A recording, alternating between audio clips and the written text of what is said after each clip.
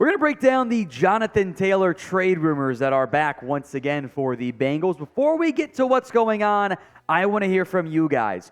Do you want to trade for Jonathan Taylor? My thoughts coming up. Let's sound off in the comment section at the pinned comment. Y for yes or N for no.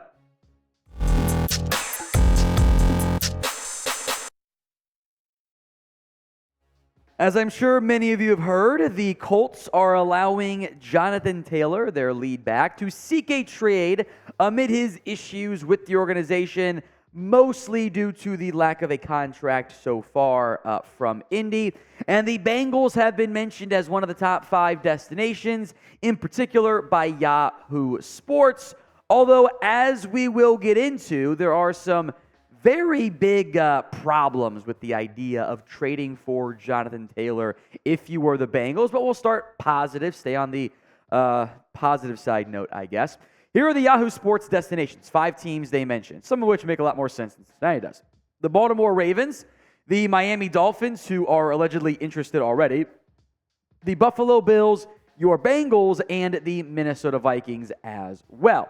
Now, here was the argument, the pitch, the explanation from Yahoo Sports, saying the Bengals were pretty lukewarm about Joe Mixon returning this season. He finally did return on a big pay cut, and maybe his 2-year restructured deal precludes the Bengals from even thinking about making an offer for Taylor. But Mixon's numbers were way down last season, and the Bengals don't have much behind him.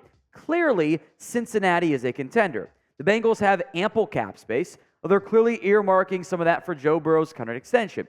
Adding Taylor to the Bengals' high-powered offense would be an aggressive move, but it might push Cincinnati over the top in their title pursuit. My biggest issue with that and the argument is that a running back in the year 2023 does not push a team over the top. In fact, it has not happened since Emmitt Smith held out from the Cowboys, came back, and they went on to win a Super Bowl. That is the last time a running back put a team over the top. I think Taylor's a top 5 back in the NFL. Is he the best back ever or one of the best backs ever? No. The arguments for it really are that you're adding a top talent, you're trying to be aggressive to win, and you would improve your ground games, even though I do like Joe Mixon, and I am not anti-Mixon, and as Mixon seems to be angry at some reporters out there. Taylor's better. Now, there are concerns from the ankle injury. After all, Taylor is still on the PUP list, technically speaking. And he's got about a week to get off it, or he's going to miss the first 4 weeks of the season, which I think is maybe a little bit overlooked right now, but also maybe it's just it's a ploy to get him paid or traded or whatever. The Colts claimed there was a back issue, which Taylor denied. It's been a mess in Indy. But from a pure healthy talent perspective, if you're making your top 5 list at the running back position, Taylor's on it somewhere and probably in the top half. We'll get to some of my issues and why I don't want a deal to go down between Taylor and the Bengals and the Colts. But first, our next goal is 4,000 subscribers here on Bengals Breakdown. We are 282 away. Help us get there. Hit that sub button right now for more free Bengals videos all season long. Let's break down some of these problems here. Number 1 problem is the trade cost. The Bengals are going to get a deal done for Joe Burrow, hopefully this week. Wouldn't that be nice? You need draft picks to build out the rest of the roster for the middle-class free agents you do not retain as you are paying Burrow and Chase, etc. The Colts want a first-round pick for Jonathan Taylor, which I think is partially this is our asking price because we actually don't want to trade him deep down. That's way too much. A more middle ground, if the Colts say, okay, fine, we're done with this whole deal, let's trade him, is maybe a 2nd and a 5th. The Bengals historically don't like making trades. They're among the least trade-happy teams in the NFL. And a 2nd and a 5th is a lot for a player you would then have to pay a lot of money or not pay, and then it's a rental. So it's kind of complicated there. So more on this to come. But what draft pick would you be willing to give up for Jonathan Taylor? Is it a 1? Is it a 2? Or is it even later down to 3, a 4, a 5, whatever? Get those answers in for me in the comment section. While you're down there, check out this sweet Bengals NFL Jam shirt. Joe Burrow and Jamar Chase. Chatsports.com/Bengals Jam. We'll put that link in both the comment section and in the description of today's show. Check it out, chatsports.com/Bengals Jam. Problem number 2 here is the contract cost. In addition to moving a premium draft pick for Jonathan Taylor, he wants a massive deal. That's the issue in Indy, right? And I have my doubts that he'd say, you know what, fine. I am okay not getting paid right now, and I'll be a good soldier in Cincy in the way I wouldn't be in Indianapolis, and if you don't tag me, I'll be happy. That seems like a lot to ask there. Taylor wants a top-end running back contract in a market that has not only given 0 big money deals, has only taken them away so far. Ezekiel Elliott gets cut. Dalvin Cook gets cut, now making just $7 million on a 1-year deal. Aaron Jones and Joe Mixon all took pay cuts. Would I give Jonathan Taylor the Miles Sanders deal? Of course I would. He ain't doing that. I don't even know if he'd take the Derrick Henry, Nick Chubb deal. I bet he wants more of a Kamara McCaffrey deal, and frankly, of the big deals that have been given out, maybe Henry and Chubb, the ones that have worked. You know, Kamara's kind of declined a bit, although Saints fans might not want to admit it. And again, they don't admit that they stole Houday either. But there's also the issue with his suspension, etc. And the bigger issue for the contracts, probably less the per-year number. You can make the per-year number work. You backload it, but the guaranteed money.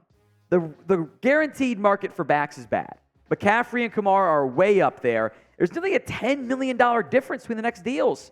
Derrick Henry to Nick Chubb. That's a season's worth of guaranteed money difference between Alvin Kamara and Derrick Henry with the way contracts actually get structured. Rookies are 4th, 6th, and 9th, or I should say rookie contracts are 4th, 6th, and 9th in guaranteed money.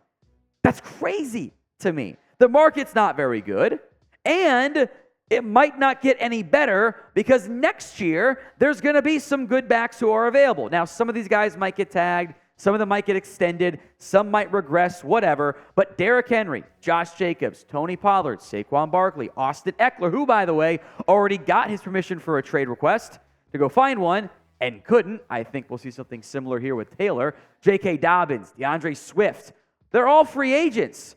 If you really wanted a back to pair with or replace Mixon next year, would you rather pay 12, 13, 14, 15 million bucks for Jonathan Taylor, or see if one of these guys has to drop their price tag to like 7, 8, or maybe 9?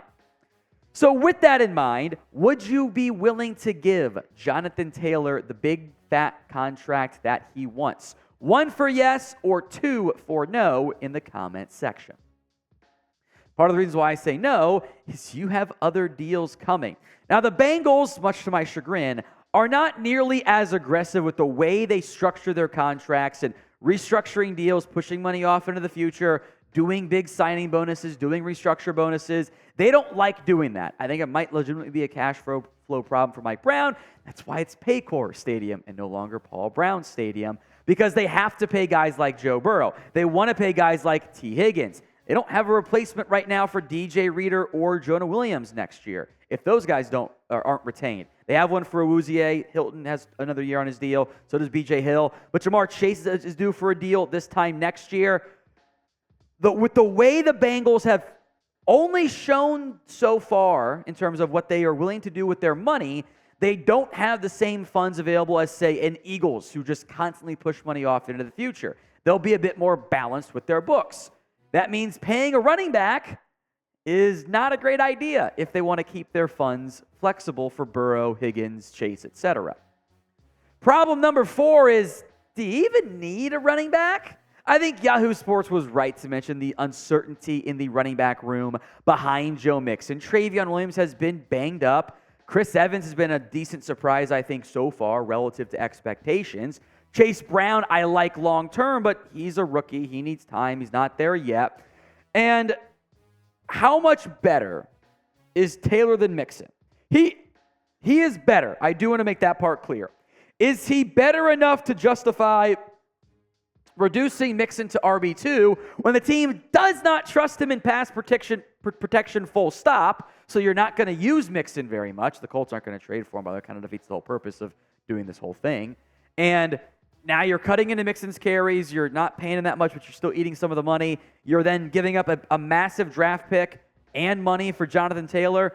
I don't think the cost-benefit analysis says no.